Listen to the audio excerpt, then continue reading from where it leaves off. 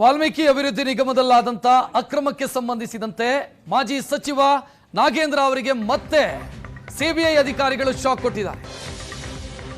ಮಾಜಿ ಸಚಿವ ನಾಗೇಂದ್ರ ಅವರ ಆಪ್ತರ ಮೇಲೆ ಸಿಬಿಐ ಅಧಿಕಾರಿಗಳು ದಾಳಿ ಮಾಡಿರೋದು. ಆಪ್ತರ ಮನೆಯ ಮೇಲೆ ದಾಳಿಯಾಗಿದೆ.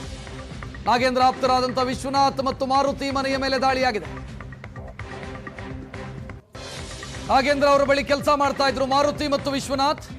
ಮಾರುತಿ ಮನೆ ಕೆಲಸ ಮಾಡ್ತಾ ಇದ್ರೆ ವಿಶ್ವನಾಥ್ ಅಕೌಂಟೆಂಟ್ ಆಗಿ ಕೆಲಸ ಮಾಡ್ತಾ ಇದ್ರು.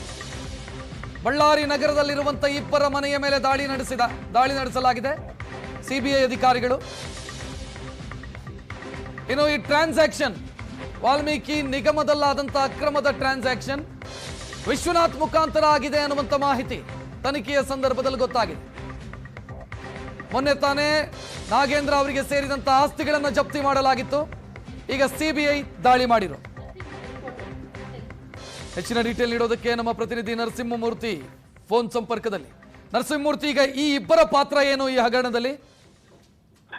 ರಕ್ಷಿತ್, ಈಗಾಗಲೇ ಇದ್ದಂತೆ ಈ ಪ್ರಕರಣದಲ್ಲಿ ಅಳೆದಂತೆ ಅಗಲವಾಗಿ ಮತ್ತಷ್ಟು ಜನರು ಸಿಲುಕಿಕೊಳ್ತಾ ಇದ್ದಾರೆ ಅನ್ನೋಂತ ಮಾಹಿತಿ ಇದೀಗ ಲಭ್ಯ ಆಗ್ತಾ ಇದೆ. ಯಾಕಂದ್ರೆ ವಾಲ್ಮೀಕಿ ಹಗರಣಕ್ಕೆ ಸಂಬಂಧಪಟ್ಟಂತೆ ಒಂದಷ್ಟು ಹಣಕಾಸಿನ ವಹಿವಾಟಾಗಿತ್ತು. ಅದು ಸ್ಪ್ಲಿಟ್ ಆಗಿತ್ತು. ಅಂದ್ರೆ ಹಣವನ್ನು ಸ್ಪ್ಲಿಟ್ ಮೂಲಕ ಅಂದ್ರೆ ಬೇರೆ ಬೇರೆ ಅಕೌಂಟ್ಗಳಿಗೆ ಟ್ರಾನ್ಸ್ಫರ್ ಮಾಡಿ ಅಲ್ಲಿಂದ ಏನು ಅದನ್ನ ನಗದು ರೂಪದಲ್ಲಿ ಮಾಡಿಕೊಂಡಿದ್ರು ಅನ್ನೋಂಥ ಆರೋಪ ಆರಂಭದಿಂದಲೂ ಕೇಳಿಬಂದಿತ್ತು.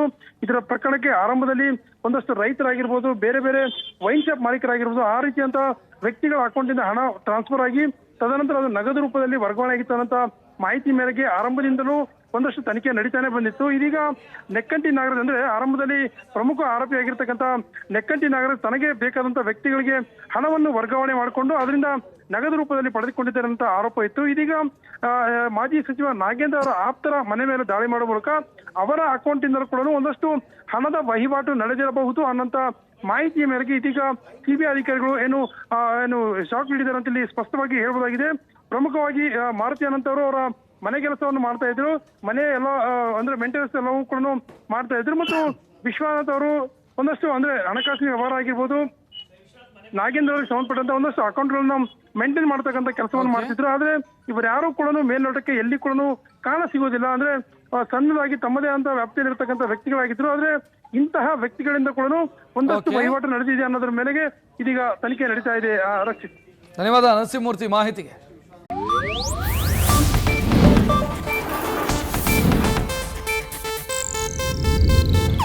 ಇದು ಏಷ್ಯಾನೆಟ್ ನ್ಯೂಸ್ ನೆಟ್ವರ್ಕ್ ಪ್ರಸ್ತುತಿ.